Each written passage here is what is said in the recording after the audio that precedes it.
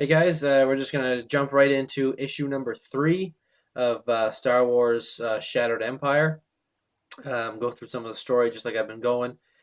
Fourth one's already out, so check out the fourth video coming soon as well. Let's get right into number 3.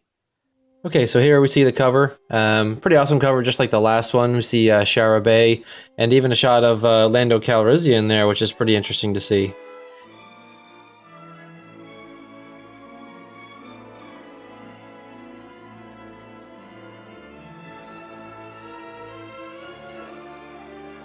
So we're starting off in the Outer Rim, the Wretch of Tehran, Imperial Security Bureau Black Site. We have a strike force that consists of Kes Dameron. We see Shara Bay, that is her husband, actually. I know I had mentioned something about her father, but it's actually her husband, which turns out to be Poe Dameron's father. He's part of the strike force, getting ready to strike this base. And with the next couple pages, we see full spreads of the attack taking place. And then during the attack, he loses his concentration for a second. Has a guy come up on his behind him, and lo and behold, Chewbacca comes out of nowhere and grabs the looks like a speeder trooper, and chucks him aside. So towards the end of the beginning stage of the battle here, we have Han Solo shows up with Chewbacca and C-3PO there as well, thanking Sergeant Dameron for the way that they have into the base, and they move in to see what's going on inside. So we skip back over to Theed Naboo. And yeah, I don't really like talking about Naboo, but it's got to happen, I guess. They are on the planet's surface, trying to figure out why these powerful storms are happening. We have one of the looks like one of the generals come in, saying that there is some form of attack coming from their planet's orbit, with typhoon-strength storms all around the planet. And we have reports of floods, fires, destruction all across Naboo because of what's going on. So as we see here, Shara Bay almost kind of figures it out right away. She says it's an Imperial remnant. It has to be. Um, Palpatine finally has come for Naboo, even though he's doing so from beyond the grave. They have to have some kind of weather-altering satellites that they're using, and having a Star Destroyer up in orbit would explain all the radio jamming and such like that. So Leia immediately goes to the Queen, says we need ships and pilots immediately. Although one of the sergeants saying that they really don't have much left because of what the Empire did to Naboo, and totally almost wrecked their military might if they had any.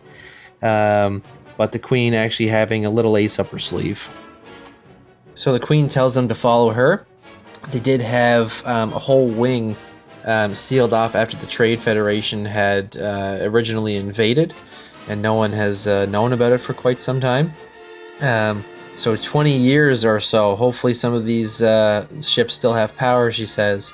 Although when the doors open, we see a really cool kind of throwback here. Leia, she says, I feel cold. And we can clearly tell who that face is. That is the face of Darth Maul for sure. This kind of seems like the spot where it looks like the spot where they had their original battle with Qui-Gon and Obi-Wan back in the only watchable part in the episode 1, The Phantom Menace.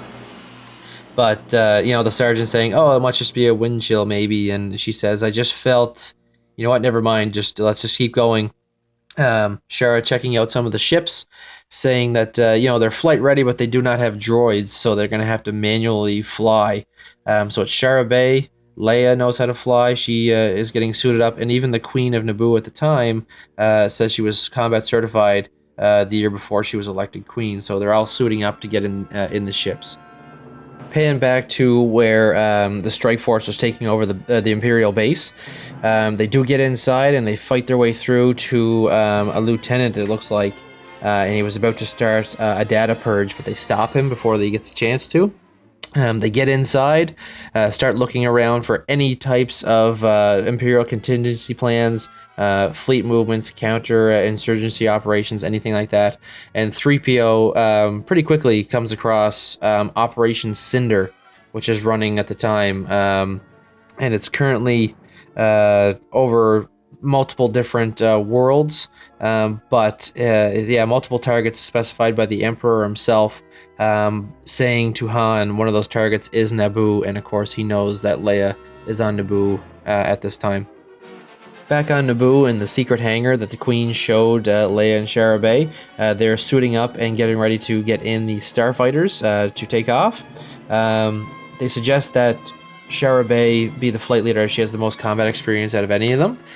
They do agree, and they take off immediately out of the hangar, and they see the destruction going on because of these powerful storms.